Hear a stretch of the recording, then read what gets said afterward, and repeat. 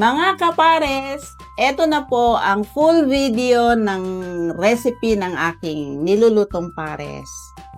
Ayan ang kalahating kalderong tubig sa ating pagpapakulo ng 4 na kilong karne ng baka. Ayan ang 5 kutsarang asin na ating isasabay sa pagpapakulo.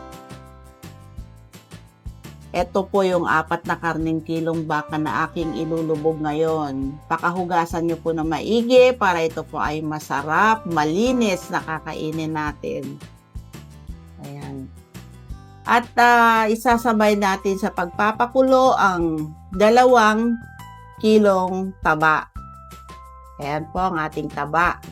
Marami ang nagre-request nito sa ating mga masugid na kumakain. Pinanggigigilan nila ang aking taba. Ayan mga kapares, pakukuluan po natin ito ng 3 hanggang 4 na oras. So, matyaga po tayong mag-aantay sa ating pagpapakulo. At ayan ang aking mga rekadong ginagamit sa 4 na kilong karne ng baka. Ang ating sibuyas, nagagayatin natin ng pinong-pino. So, lahat po ng ating rekado ay gagayatin natin ng mapino lang. Ayan. Pinong-pino at tsatsagain po nating aantayin ngayon ang pagpapakulo ng ating baka. Ayan ang ating luya na mag-aalis ng lansa ng ating sabaw at magdadagdag bango. Ayan ang ating siling haba na kailangan po ay tanggalin natin ang buto nito. Pag hindi po natin natanggal ito, ay magkokos ng anghang. Kahit di nyo lagyan ng paminta o sili, maanghang po yung sabaw na kalalabasan ng ating pares. So, importante mga kapares na alisin natin ang mga buto nito.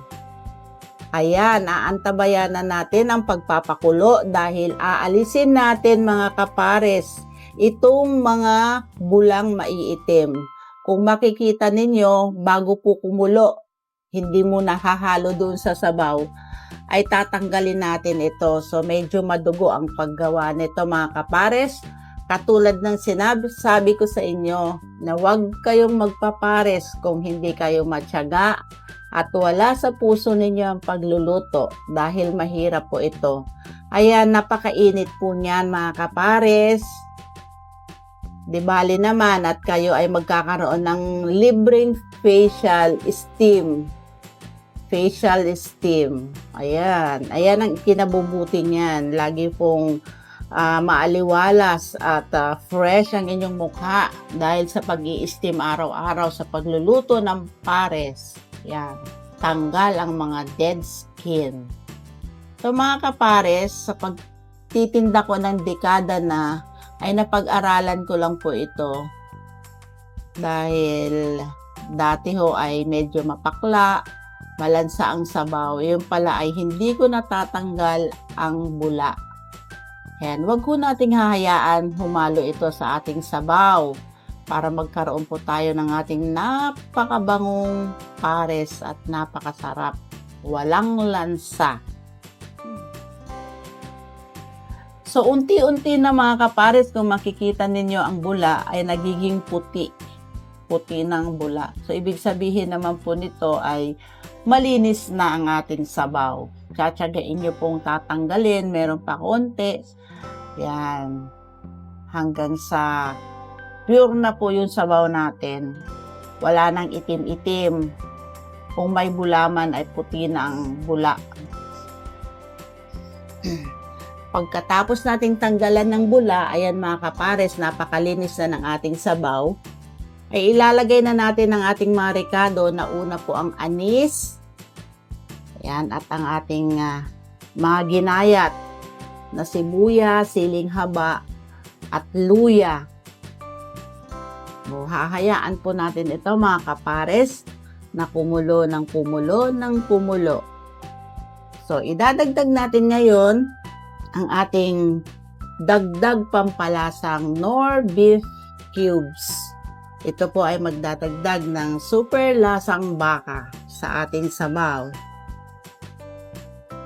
Sa ating nilulutong 4 na kilong karne ng baka, mga kapares, at kalahating kalderong sabaw nito, ating lalagyan ng 1 1/4 kilo. Ayan, para mas madali na lang po sa akin. 1 1/4 kilo na cornstarch. Depende na lang din po ito sa inyo, mga kapares, dahil kadalasan po ngayon, kung kayo po ay nakatikim na ng pares na parang bulalo ang sabaw, marami na pong gumagawa nito. Pero ang sa akin po, ito po. Meron po tayong medyo malapot na sabaw dahil sa aking cornstarch na ginagamit. 1 1/4, mga kapares, para tamang lapot lang po. Hindi naman malabnaw, hindi naman sobrang lapot. Tamang lapot lang, mga kapares. So, eto ngayon, importante ulit po ito, mga kapares, para maging masarap ang ating sabaw at kaaya-aya. Habang nilulubog nyo po, habang nilalagay nyo po, mga kapares, ang ating cornstarch, ay isasabay nyo po ang paghahalo nito. Ayan, nakikita nyo po sa video, mga kapares. Ang sabay na paghahalo habang nilalagay ko ang cornstarch. O, halu-haluin po natin ito, halu-haluin lang para pumantay po ang yung texture ng sabaw. Ayan, walang buo-buong cornstarch. Ang buo-buo na makikita ninyo ay ang aking karne ng baka at mga taba. So, depende na lang din po ito, mga kapares, sa diskarte ninyo, dahil ang ibang pares, kung makikita ninyo, ay gayat na ho ang mga baka. Sa akin naman, ayan, buo-buo. Buo-buong karne ng baka, buo-buong taba ng baka. Ayan, mga kapares. At kung ako man ay mag-umpisa ng magsiserve, hahanguin ko ito sa harapan ng aking mga customers habang nag-aantay. Ayan, ganyan po kalalaki ang aking mga bakang hahanguin, mga karne. Meron po akong tray na paglalagyan yan at doon ko po gugupitin mismo sa harapan nila. Per serving po. At ito na naman, mga kapares, ang pagtimpla ng ating toyo. So, hindi ko na po siguro ibibigay ang sukat dahil makikita mo naman po natin ang kulay nito. Ayan, so nakita nyo medyo malabnaw. Ayan po, dinagdagan ko po ng bahagya para makuha natin yung tamang kulay, tamang itim, tamang brownish. Kaaya-ayang kulay, kumbaga, para sa isang pares. So, malapit na po. Ito, ilalagay natin ang huling rekado, ang ating pampalasang betchin. Konting betchin. So, ganun lang po kasimple ang pagluluto ng recipe ng aking pares. Hindi po ako naggigisa, napapansin nyo. Ayan, pakukuluin na lang po natin ito ulit hanggang sa lumambot. Ipapakita ko sa inyo ngayon kung paano po yung pagkakat ko ng karne ng baka sa isang serving. So, eto po tayo ngayon, yung ating tray. Ganito po ako mag-serve ng baka sa paresan. Hinahango ko po ng buo, pati yung taba. Tsaka ko siya ikakat habang ang customer o ang kakain ay nag-aantay.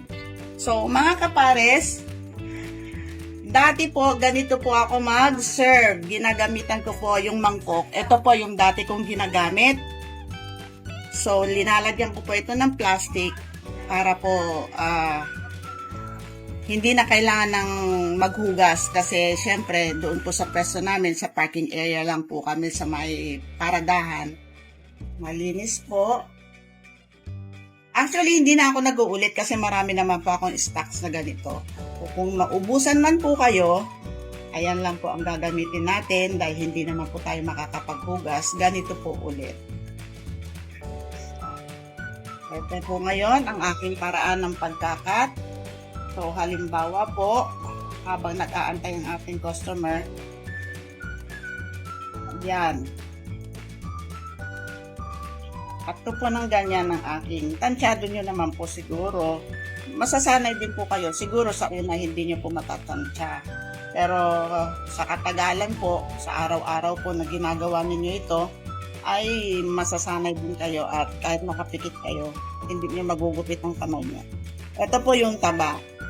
So, yung taba po, linalagay natin kasi mostly po, request ito ng customer. Pero kung ayaw naman po, pagbigyan nyo na po yung customer ninyo at bigyan nyo po ng purong karne.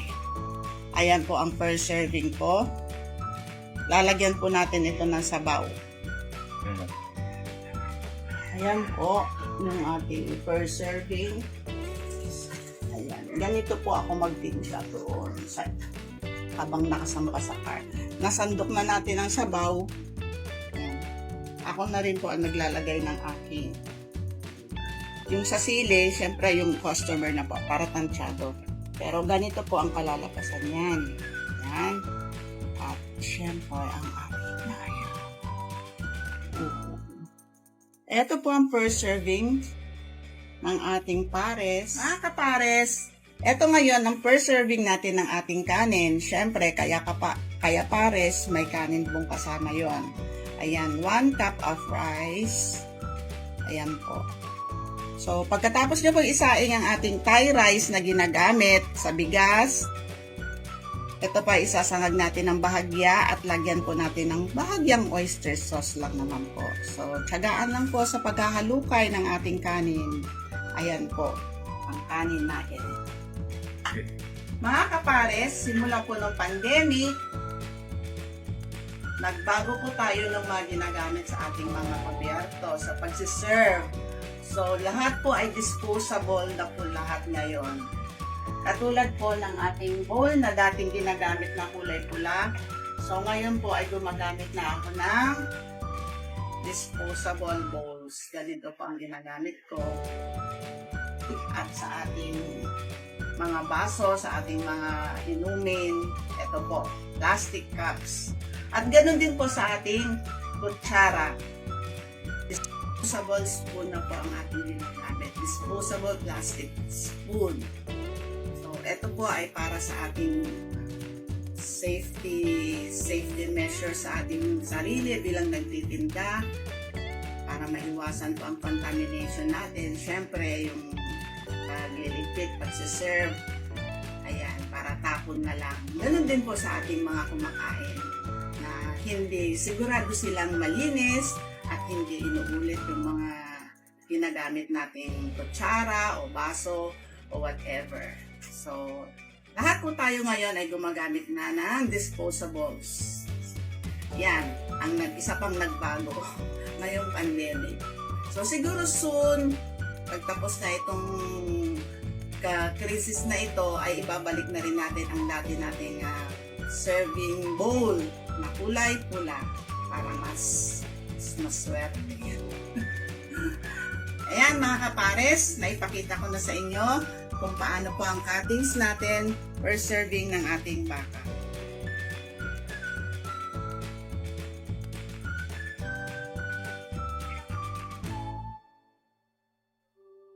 Tara mga kapares, pakita na kayo.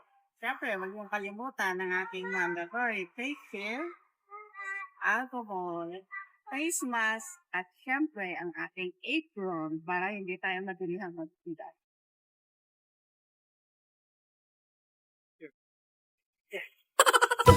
Bye guys!